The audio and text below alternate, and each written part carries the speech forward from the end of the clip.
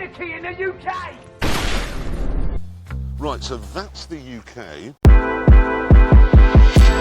You need to see this. Who is Tommy Robinson? No one cares. And who helped him? What is that? You need to leave! Get to where he is today. When we look into the background of the organization he founded, the English Defence League. Read this. Wendy's Baconator. Extra bacon. We could take the view that it was intended to be an offshoot of the terrorist Zionist organization, the JDL, the Jewish Defence League. In fact, his co-founder at the English Defence League was an individual who called himself Paul Ray. Paul Ray, prior to founding the English Defence League, infiltrated the International Solidarity Movement. How could you? A pro-Palestinian organisation which Rachel Corrie had been a member of. Paul Ray infiltrated and spied on this pro-Palestinian organisation. I spy a spy. I spy a mailbox, I spy a lamppost. And then submitted the information to several different intelligence agencies. Following his work for Israel, Paul Ray founded the English Defence League with Tommy Robinson. When it came time for the English Defence League to be registered on Companies House, that was carried out by a former Israeli soldier, Roberta Moore. Funny. That is funny. Moore led what they called the EDL's Jewish Unit, which regularly partnered with the Zionist Federation to hold demonstrations outside the Israeli embassy. Roberta Moore is pictured here with the vice chair of the Zionist Federation at the time, Jonathan Hoffman. Suspicious. Very suspicious. Jonathan Hoffman is a former vice chair of the Zionist Federation. Members of the racist English Defence League, or EDL, attended a demonstration that Hoffman helped organise. He is photographed alongside Roberta Moore, the founder of the EDL's Jewish division. She will later express her admiration for Anders Breivik, the neo-Nazi who murdered 77 people in Norway.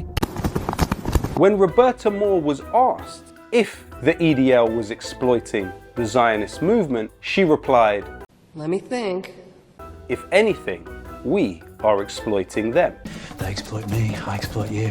I received these packages today. He's admired somewhat as one of the brains of the EDL. He's just got a delivery of quotes from the Quran from his researcher in Israel. He's looking for anyway, a bomb or something? What is it? Roberta Moore is pictured here alongside the head of the Canadian branch of the Zionist terror organization, the JDL. You know what? I'll call my friends at the JDL. And the genocidal Israeli politician, Moshe Feiglin, who has called for the complete annihilation of all human life in Gaza. Free! Free! Free! Palestine! On the 28th of February 2013, the English Defence League, as registered on Companies House, You belong with the company. was changed. The name of the organisation became the Jewish Defence League, They want our peckers. JDL UK. It's important to remember that the JDL is designated as a terrorist organisation Very dangerous. And they need to be stopped. Now. by the US government. To America. To America. It was founded by Meir Kahan, the well-known Israeli fascist, You're scary looking. who advocated for the complete ethnic cleansing of Palestine. But the connections of Tommy Robinson and the English Defence League to the JDL do not end there. When does this end? One of the earliest supporters of the EDL and a regular speaker at their rallies outside of the Israeli embassy was none other than Rabbi Nachum Shifrin. Definitely looks suspicious. How would you feel Be sure to subscribe to my channel if you haven't already. if one day your children or your grandchildren are saying 5 times a day, Allah Akbar? Well, this is what is coming down on you here and now. I don't think he knows what he said Will be recalled on this day that it was the EDL that started the liberation of England. What are you doing? What are you doing? Nothing. Me? Just hanging around. Nachum Shifrin was the driver for the founder of the JDL, Mir Kahan. The only other time the English Defence League was registered on Company's House was by Tommy Robinson's personal assistant, Helen Gower. My new assistant was very happy that I hired my new assistant. When she registered the organisation, the name was the English and Jewish Defence League. Bruh. Not your bruh. So the question has to be asked here, was Tommy Robinson's English Defence League founded to be an offshoot of the Zionist terrorist organisation, the JDL? Without a doubt. And if so, why hasn't that been mentioned or written about extensively in the British media? So they could stay under the radar. Sneaky. Tommy Robinson then went on He winked at me. to be a Shillman Fellow at the David Horowitz Freedom Centre. Now, the David Horowitz Freedom Centre shares funders with the Friends of the IDF and illegal settlements in the West Bank. Very interesting. But that position was directly funded by tech billionaire Robert Shillman. Who is Robert Shillman? Well, he was a board member on the Friends of the IDF at the very same time that he was funding Tommy Robinson to the tune of £8,000 a month. How'd that get in there? According to his other former assistant, Lucy Brown. Hi, Lucy. Here we see Robert Shillman speaking at the Zionist Organization of America and describing his pen and his checkbook as weapons. Write a check, write a check, write a check. With this pen and my checkbook, I provide ammunition. 100 rounds ammunition. I wield a pen to provide ammunition to those organizations like ZOA who are on the front lines in this battle.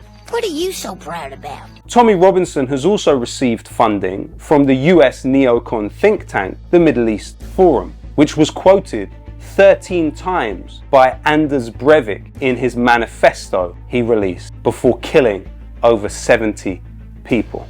Oh, shit. The head of the Middle East Forum is Greg Roman, who's a former employee of the Israeli Ministry of Foreign Affairs and the Israeli Ministry of Defense. Another one? Now, all of these connections would certainly cause you to question where Tommy Robinson's ultimate loyalties lie. Where is your sense of loyalty? Especially when he has been pictured on the top of a tank in the Israeli-occupied Golan Heights of Syria. Tank! Yeah, tank.